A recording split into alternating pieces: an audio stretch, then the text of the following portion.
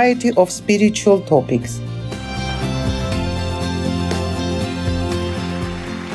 Today, we are blessed to present one of these insightful lectures entitled Buddhist Stories, Tsinza, the Brahmin Girl, Part 1 of 5, on Between Master and Disciples, given in English on September 27, 2015, in Saint Agnès, France.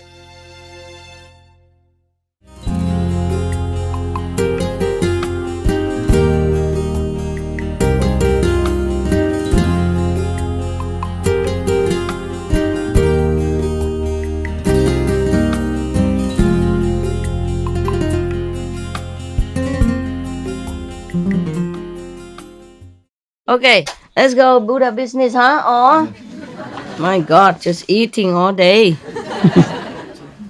Only because today is festival, okay? Don't expect this every day, huh?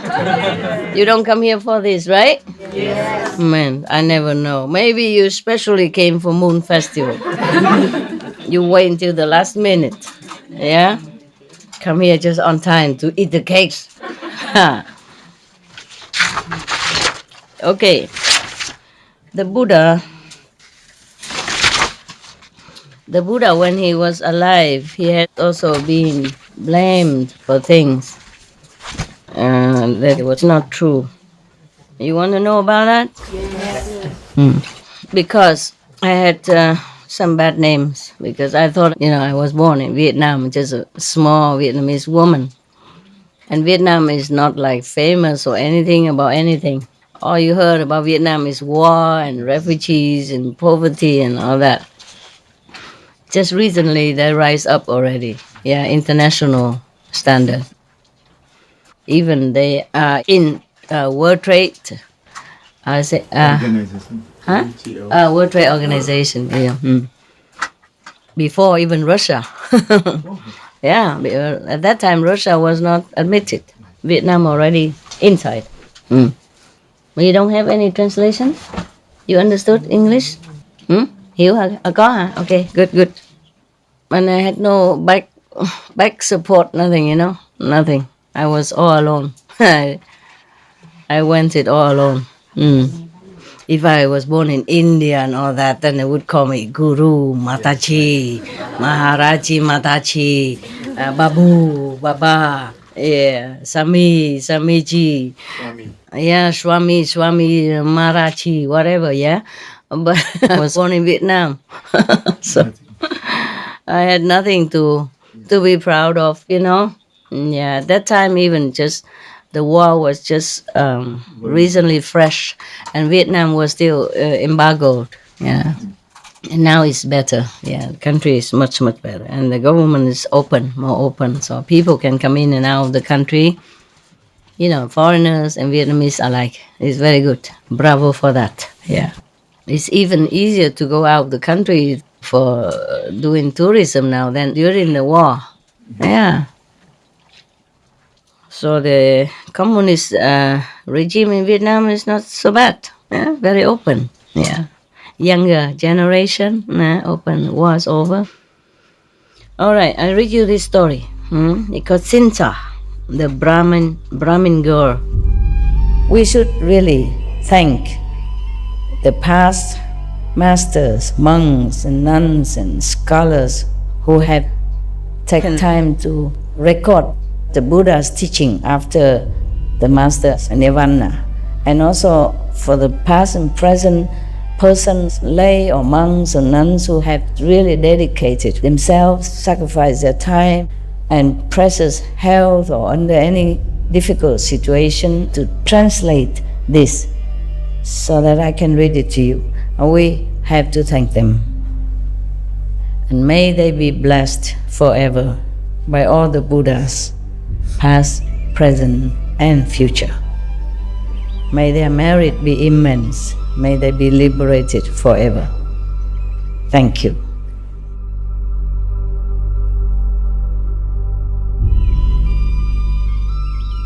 According to Buddhism and the believers and the tradition, when you read a sutra and all that, you have to put on incense, flowers, and bow to the sutra first and thank all the Buddhas and Bodhisattvas in 10 directions, all respectfully, before you read it. Okay? And then you cover the sutra also with silk or beautiful cloth, and I just make it more popular.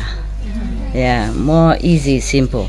And I apologize to all the Buddha. I say if I done something wrong, according to the tradition, my heart is full of respect. It's just that I cannot always do that. So please, all the sin, whatever I've done wrong, is all on me. At least other people, they hear the names of the Buddha, according to the sutta, they will get benefit. Yes.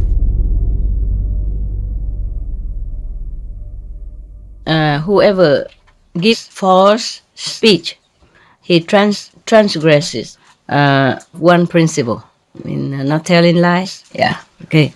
We have 5 principles, main principles, like shall not kill or harm anyone else, and not tell lies, and not steal, and not commit illicit sex, and not take intoxicants. Yeah.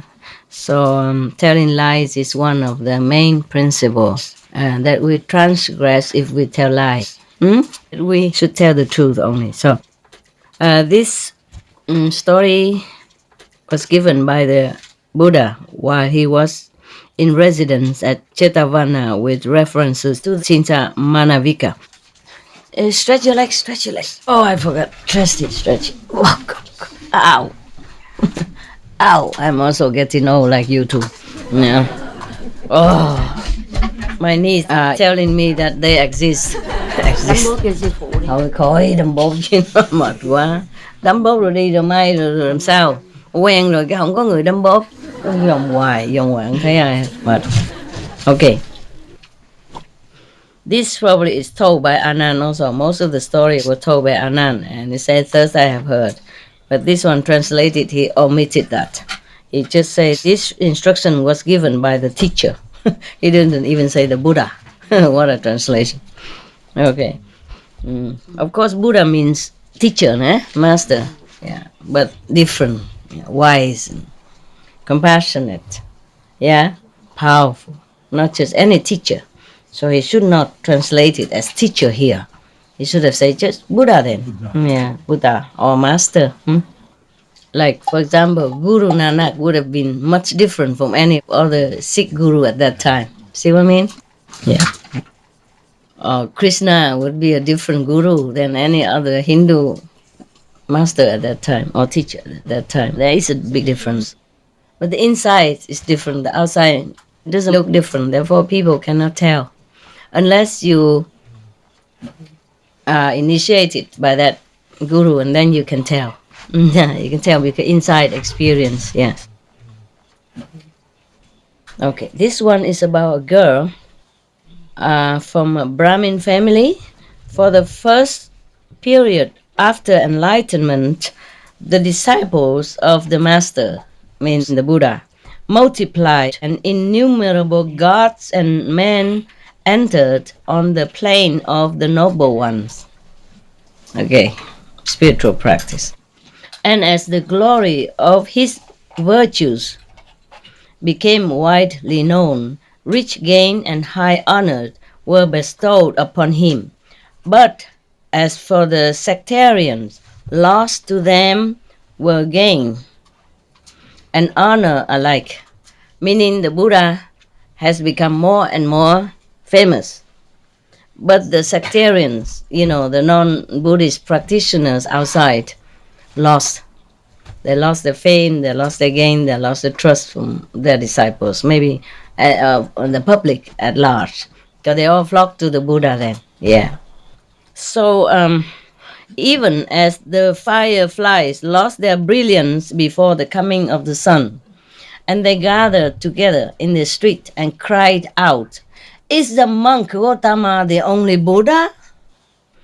We also are Buddhas." They proclaimed like that. They felt so frustrated, disappointed, because the Buddha became so much famous and many people follow him and people also left them. They said, "We are also the Buddhas. Does that alone, which is given to him, yield abundant fruit?" They're asking questions. Yeah, that which is given to us brings also abundant fruit. Meaning, don't just give offerings to the Buddha. Give offerings to us. You also have merit just the same. That's what they meant. Okay, jealousy. Yeah. Also ignorance. They didn't understand what the Buddha truly was. Yeah. They didn't know his power. Their preachings just from outside, telling people, maybe repeating from the Vedas or from some other scripture. But the Buddha is an inner realization, powerful from inside, can bless people, can save people, can liberate souls, even from hell. Different. These other teachers, they just talk, they just preach, but they don't have enough power to liberate people. They don't have the inner realization to manifest true wisdom. That is a difference, but they don't know that. Yeah, so you can't even blame them. You see, they're ignorant. They did not understand the true inner power of the Buddha. They just think, oh, he looks like me, he looks like us. Yeah, he also shaves his head and wear the monk's robe and go begging like us. So what's the difference? Why make offering and praise to the Buddhas and not to us? This is similar like that, because they really did not understand. They probably did not mean bad. They just did not understand what Buddha, what a enlightened saint really means. Yeah. Therefore, you, all people, give alms to us, bestow honor upon us, mean go praise them, offering to them. Yeah. With such words as these did they appeal to the multitude. But for all their appeal, they got neither gain nor honor. They go out and make propaganda for themselves, but they got nothing out of that. Accordingly, they met together in secret and considered within themselves, by what means can we cast reproach upon the monk Gautama in public, and so put an end to the gain and honor bestowed upon him. They were thinking of some wicked scheme, trying to defame the Buddha, in secret. Okay, these people, these mundane sectarian teachers, who has no wisdom, no enlightenment, no power, just want fame and name. Maybe like one of you, one of the people you mentioned before. Maybe some of them. Yeah, of course, they're everywhere. In every country, there are such people. Yeah, it takes some great affinity and sincerity in order to discern who is who. Yeah, because outside looks the same. Anyway, right? Outside looks the same. All humans look the same, huh? I look like her, and she looks like me, and I look like her, and I look like me. Other hair only.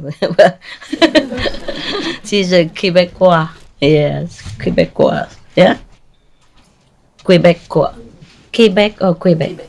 Quebecois. Yeah? Yeah, they speak different French. I had some friends. I met some of them before in Cayman. They are Quebecois. They said they spoke French, but I understood nothing. They did speak French, it's just a different accent. Yeah, you don't understand a thing what they're saying. Yeah, I thought they're speaking Greek or something. Okay. Now at that time, there lived in Savatthi a certain wandering nun named Sinta Manavika. A nun, mark this. Not a normal girl, huh? A nun. She possessed such surpassing beauty and loveliness. Wow. A very celestial nymph was she. From her body proceeded forth rays of light even. Wow. She's not a normal nun. She had some good aura, some spiritual gain already. Yeah. So, listen. Now, a certain harsh counselor made this proposal to them, to this group of jealous teachers, sectarian teachers. They say, okay, if we engage the assistance of this woman, we shall be able to cast reproach upon the monk Gautama. Gautama means The Buddha. They did not call him the Buddha or master respectfully. They were just jealous. They call him by his worthy name, Gautama, the Prince Gautama. Yeah. But you see, I thought because I was a Vietnamese woman born in Vietnam and a small woman, don't look anything special, so some people don't like. But the Buddha also, you see, had problems. Jesus also had problems. But Buddha was even a prince, and he forsook all his kingdoms and richness and 500 wives or some more, and his winter palace, summer palace, just to become a monk to seek enlightenment. Still, they thought he just wanted fame and gain. You see that?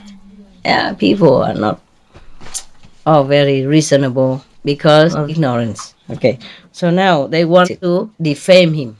Yeah, before all of his disciples, in the public even, disciples and followers. So they were trying to get this woman to do just that. Because this woman, though she was a nun and had light even, and she was beautiful and lovely.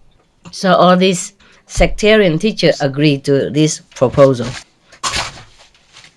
Sinta Manavika went to the monastery of the sectarians, saluted them, and stood waiting. But the sectarians had nothing to say to her. So thereupon she said, "What fault do you find in me?" She was thinking they brought her there to scold her or something. Yeah. This question she repeated 3 times. Then she said, "Noble sirs, I appeal to you for an answer. Noble sirs, what fault do you find in me?" Means, what's wrong? What wrong do you think about me? Yeah. Why do you not speak to me? I wonder why. I think they were too ashamed to say anything. They didn't know what to do. So at the end, they said, "Sister," they explained to her. They said, "Sister, don't you know the monk Gautama who goes about doing us harm?" And they are also the same sect, nah? Same Brahmin. So maybe that's why they said he goes around doing us harm, meaning including her, depriving us of gain and honor alike. So the woman said, "No, sir, I do not know him. But is there anything I can do to help you in this matter?" So they said, the teachers, the sectarian teachers said, "Sister, if you wish us well, summon all your resources, contrive to cast reproach upon the monk Gautama, and so put an end to the gain and honor that people bestow upon him." So Singta Manavika replied, "Very well, noble sirs. I will take all the responsibility, have no anxiety as to the outcome." Meaning, consider it done. Yeah. What a nun. Yeah. And what monks they are. the whole group of them. Yeah. So then she departed. Yeah. From that time on, because they call her to come because somebody advised them that this woman, if you engage her, you can defame the Buddha. But they also didn't know what to do. So they just called her there, and then she stood there, and they stood there, and they didn't know what to say.